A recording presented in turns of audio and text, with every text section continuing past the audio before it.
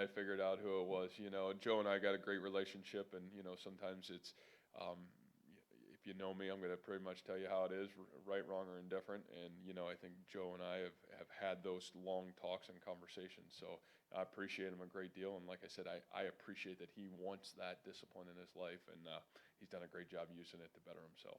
Texas Tech has had to do some quarterback shuffling since Bowman went down. What have you seen out of Duffy the last two games? Still a balanced offense.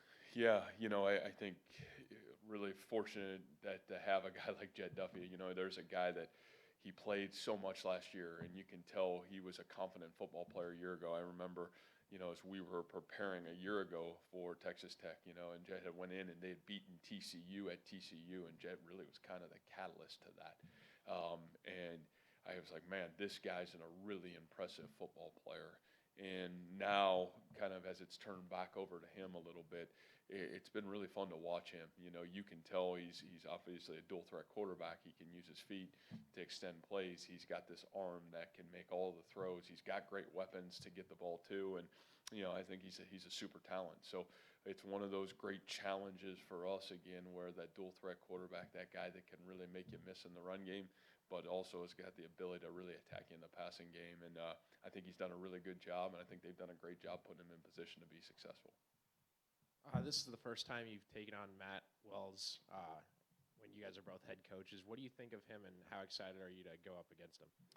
Yeah, I've got a lot of respect for Coach Wells. I really don't know him a whole lot other than the opportunity to meet him, this past spring. But I think anybody that builds a program like he did at Utah State, and the success they had, I got to watch that from afar, and just a lot of respect for what he did, and now watching them on their film, to be honest with you, and watching how their kids play, the attitude, the effort, the intent that they play with in all phases of the game are really fun to watch. So I got a lot of respect for him. You got asked about Leo at the beginning, but Jamal Johnson blew up, I think, two different plays, including the screen. What have you seen from him? How do him and Ray complement each other? And is that number two line starting to play kind of like the same as your starting level? Yeah, I think from a Jamal standpoint, I've said this multiple times, I think Jamal is one of, one of the best players in our program. And, it's the consistency of being that guy all the time that is really Jamal's great challenge. And, he's a guy that, again, here's a senior, he's a guy that's a fourth year in our program and really starting to play his absolute best football of his career. And we need it, and him and Ray, those two in there, that's a position where I think it's really hard just to have one guy. I think it's a situation where it's got to be two guys manning that because of just the sheer contact collision that spot plays. And to have two guys like those two in there, we're really fortunate. And both those guys have certainly given us a great springboard here the last couple of weeks to playing at a really high rate on the D-line. Well, I think you got to have somebody that's got to be willing to stand on the forefront to change it.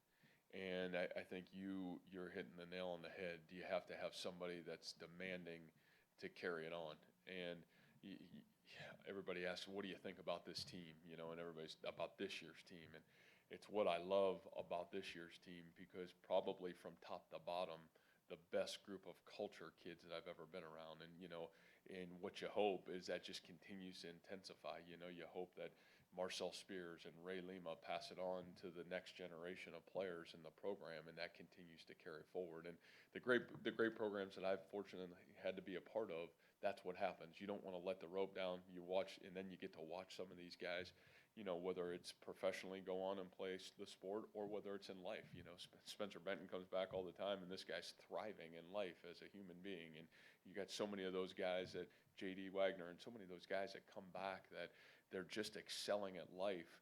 And it's great that these NFL guys are doing it, and obviously we talk about it because we're in the sports business. But, man, to have some of these guys that were so critical to our success want to come back and be around. And like I said, I think the thing I appreciate about Alan is Alan spent 3 days here with our receivers this summer just working with our kids and taking what he learned and giving back to those guys. David was back here this past Thursday and Friday with our football team. Like, to me, that's where you hope your program gets, that guys want to be back a part of it, that they know they're the reason why we're having success, and the fact of, hey, we want to see this thing carry on and continue to be successful, and I do appreciate that greatly. Yeah, I think really all of them have been situational, and where we were in the football game, what was the flow of the game during those situations, and then, you know, what was best for the team. And I think you have to realize when you do go for it on 4th and down, if you don't get it, you're certainly giving up field position of some variety. And, you know, I think one of the things for us is it's got to be calculated, you know, and I think a lot of it's feel, a lot of it's an in-game piece. You can say, man, we're going to go for it before the game, but I think that's really false, because as a game, and we've talked about this before, there's such a flow to each and every game. And, you know, I think when your defense is playing really well, you can say, well, man, you want to go for it more, or do you really want to punt the ball and you want to get the ball back in even better field position? And so I think you got to think about all those things throughout a football game. And, you know, one area for me that was great to see in that game is we weren't great in our 4th down conversion going into the West Virginia game. We were 1 of 7. You know, it was great that it was something we put a lot of attention to last week. And, you know, we were able to at least be able to capitalize on that. And we were 3 for 3 on Saturday. So something that helped us, and obviously those conversions helped us in the football game as well. Talked about Zach and how Yeah. important he is, but how Matt figures into all of that. Yeah, you know, I think Randy asked a really great question last week about who are some of those unsung heroes. And I think, you know, of the last 2 weeks, you know, my response was, of the first 5 weeks, I think of the last 2 weeks, Matt Leo's got to be one of those names that's got to be talked about. And, you know, what am I excited about with Matt? You know, Matt's a senior. Matt's journey is unique. Matt's a guy that has worked really, really hard here to be really, really good. And Matt's certainly got great talent. And again, it's one of those guys, you visually see him and you're like, oh, that guy's a good football player. But yet there's so much more to being a good football player. And I think the time and the effort that Matt's put into his craft to become a good football player has been so rewarding to see. When this team has needed it the most, Matt's been able to give it. You're talking 4 plays in a row in the second half that were really maybe game changing, you know, that really Matt were able to make for us in a critical moment. So I'm really proud of him, and I think he's, again, a part of a senior class where we say this all the time in our program: when our seniors are playing their best football, we do have a chance to be successful, and it's great that Matt is doing that for us because we need it. Matt, I know punting isn't the flashiest. You know, I think Joe is one of those guys that, hearing so much credibility from myself and our coaching staff last year when the Drake game came, and, you know, we cold day, tough day, and he's got to go in the game to punt for us, and he really kind of saved the day in a lot of ways. I grew a great appreciation for him in those moments. And, you know, he had a really hard job a year ago too. He's the holder, and I know nobody thinks that's a flashy job until the ball's not down when it needs to be down. And I think he gained trust by doing the small things really well. And, you know, he's a guy, then all of a sudden you have an injury in the summer, and everybody else outside of here is like, man, what are you going to do? And I think we felt pretty confident that Joe's got a chance to be really good. And it was fun to watch him go to work too, because once that went down, you know, I think you almost saw a sense of, man, I'm ready for this opportunity, and he's made the most of it. He had an incredible fall camp for us. And, you know, I think we've got great confidence in him, and he's gaining confidence and earned the confidence by now what he's doing in the games. But he's the same guy. What you see in practice, if you came on practice, we punt on Tuesdays and Wednesdays, man, he's really special, and now he's the same guy on Saturday. So I think it's just a great message for our team that if you practice and you do right and you're willing to strain, you usually have the ability and the confidence to play well on Saturdays, and Joe's a shining example of that for us right now. You talk a lot about your seniors playing their best football in their senior year, but I think if you include defense, something like 23 of your 29 touchdowns have been scored by guys who are non-seniors. What do you think that says about the program and the growth over the last couple of years? Yeah, you know, it's fascinating, and I was looking at that just from last week's game. Everybody was either a freshman or a sophomore that scored points on Saturday. And, you know, I think one of the things for us is, you know, you can look at our team and say, boy, it's a senior-laden team or an older team, but the reality of it is it's not. It's really a young football team in a whole lot of ways. And I think one of the things that's been really fun about this group and really this dynamic that we have on this year's team is you do have some veteran guys, some guys that have been here a long time, but the bulk of this team and this roster is young. And I think the thing that's so positive is they're seeing these veterans that have sacrifice given, and these young guys are starting to follow suit. And I've always said that when you have a good program, a program that's able to sustain success, it's got to have great leadership on the top that these young guys can understand, how do I go to work every day? And we're really fortunate right now in our program that exists. So I think it's why some of those young guys are able to have success and some of the successes that they are having right now as well. Yeah, I think a little bit of probably all that. I think Charlie is a guy that, again, is earning trust and earning confidence because of the consistency in which he's doing what he's asked to do. And, I think part of that came even a little bit last year, when Chase went down. I thought Charlie really went in and really started his career here at Iowa State in a positive way, was able to carry that into the all season.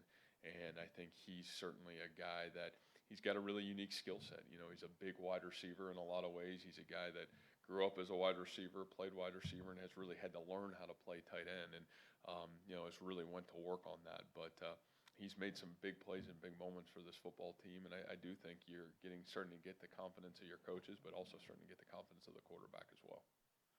Brees. That was coming. I think Brees, the one thing Brees does have is he's got natural running back vision.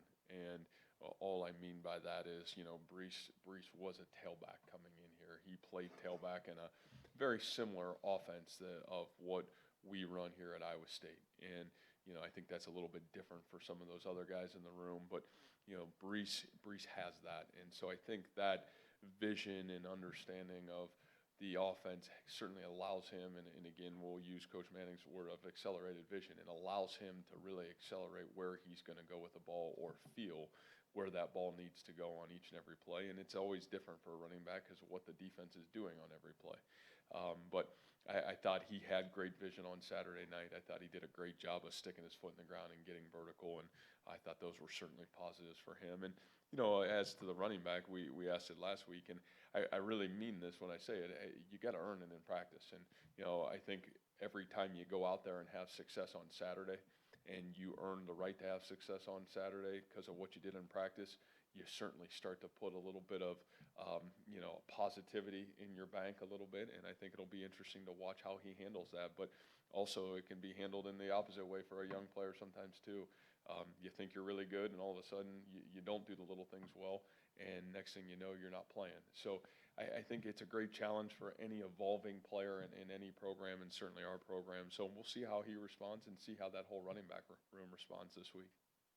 Yeah, I think that's what I love about coaching is, for me, it's way more about, man, you see some of these young people, and they all come from different backgrounds, and how do you help these young people become the best version of them they can be? And it's truly my greatest joy in what I get to do. And, Joe's not a finished product.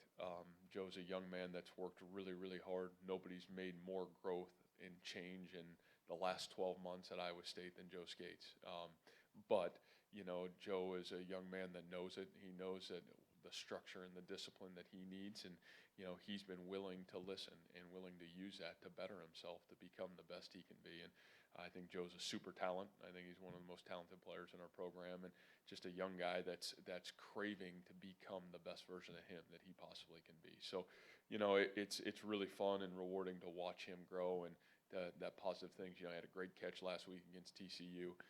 See him then be able to go make a great play in the game. You see his snaps slowly going up in a positive way, and he's earning it. He's practicing really well. He's taking care of his body, all the little things that really good players do that have his talent, that reach their full potential. So it's going to be fun to watch Joe grow in this program, because I think he's got all the potential in the world. I don't think we are, Chris, and I think it's a great point.